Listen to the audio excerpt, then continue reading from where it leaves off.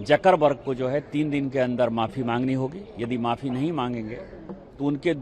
ऊपर जो जितने भी सोशल मीडिया प्लेटफॉर्म हैं उनको जो सेफ हार्बर दिया हुआ है हमने, जिसका कि वो गलत फायदा उठाते हैं, सेफ हार्बर खत्म कर देंगे। इतने गाली गलौज मार पीट उल्टे सीधे चीजें सोशल मीडिया प्लेटफॉर्म पर आती हैं, जिस किसी के खिलाफ आती है वो सभी मेटा चीफ के खिलाफ जो एफआईआर करेंगे, पूरे देश भर में एफआईआर की बाढ़ आ जाएगी। आज ही के दिन आर्टिकल 370 को हटाया गया था, जहां एनसी और पीडीपी इसका प्रोटेस्ट कर रही है, वहीं पर बीजेपी इसका जश्न मना रही है। 1952 से जिस नारे के साथ जनसंघ और उसके बाद भारतीय जनता पार्टी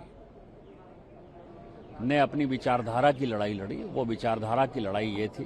कि इस देश में एक ही विधान रहेगा, एक ही निशान रहेगा और एक ही संविधान रहेगा। और उसके लिए हमने इंतजार किया 2019 तक, लड़ाई लड़ते रहे। जब माननीय मोदी जी इस देश के प्रधानमंत्री हुए, अमित शाह जी देश के गृह मंत्री हुए, हमने धारा 370 खत्म किया और उसके आधार पर आज जो है जम्मू कश्मीर भारत का अभिन्न अंग है। यदि इनको किसी चीज के लिए लड़ाई करना चाहिए, झगड़ा करना चाहिए, धरना करना चाहिए, प्रदर्शन करना चाहिए,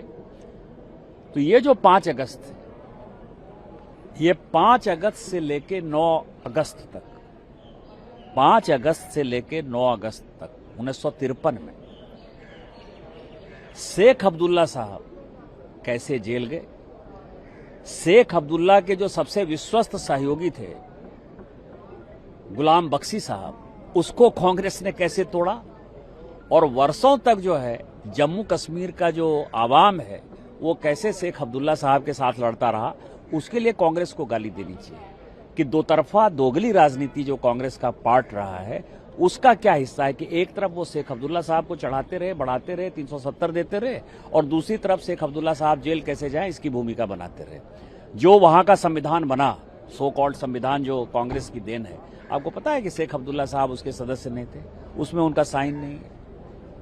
तो वो खुद ही धारा 370 के खिलाफ थे। जम्मू एंड कश्मीर जिस तरह से झारखंड में सांसद है, उनकी चिंता हो रही है, ईसाई धर्म को उनका कहना है। देखिए, सबसे बड़ी बात आज दूसरी बात है जो आपने ध्यान नहीं दिया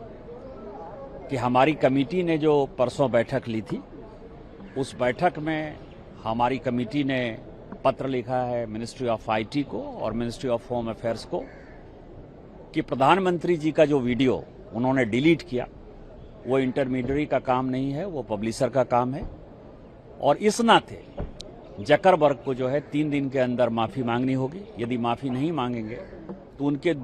ऊपर जो जितने भी सोशल मीडिया प्लेटफॉर्म हैं उनको जो सेफ हार्बर दिया हुआ है हमने, जिसका कि वो गलत फायदा उठाते हैं, सेफ हार्बर खत्म कर देंगे। अब जितने गाली गलौज मार पीट उल्टे सीधे चीजें सोशल मीडिया प्लेटफॉर्म पर आती हैं, जिस किसी के खिलाफ आती है, वो सभी मेटा चीफ के खिलाफ जो एफआईआर करेंगे, पूरे देश भर में एफआईआर की बाढ़ आ जाएगी और उसके बाद सभी सलाखों के पीछे होंगे। सर, आपके प्रदेश में जिस तरह से प्रोटेस्ट चल रहा है, जिस तरह से जेएनजी प्रोटेस्ट कर रहा है पेपर लीक को लेकर, उसको लेकर क्या कहेंगे? ये बहुत ही दुर्भाग्यपूर्ण है,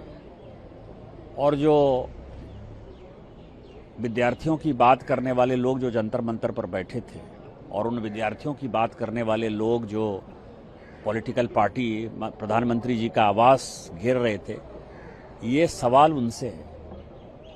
कि लोग भूख हड़ताल पर हैं, लोग उपवास पर हैं, लगातार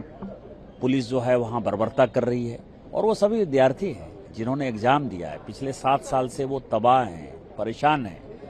और ये सारे सोशल मीडिया यूट्यूबर और नए नए जो पत्रकार बने हैं उनके लिए भी ये संदेश है कि आप केवल भारत को डिस्टेबलाइज करने वाली ताकतों के साथ रहते हो, आपका विद्यार्थियों से कोई लेना देना नहीं।